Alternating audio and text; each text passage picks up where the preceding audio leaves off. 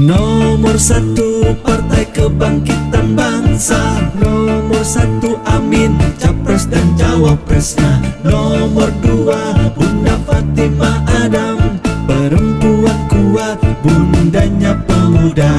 14 Februari 2024 kita ke TPS di Kota Banjarmasin.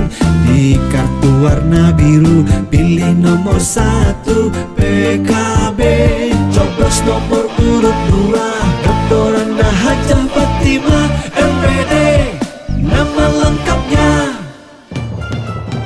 Bunda Fatimah Adam, perempuan legendaris, anak pejuang 45, pantang menyerah, coblos nomor 2 untuk DPRD Provinsi Kalimantan Selatan. Bangkit menuju perubahan, semoga berkah untuk Banua.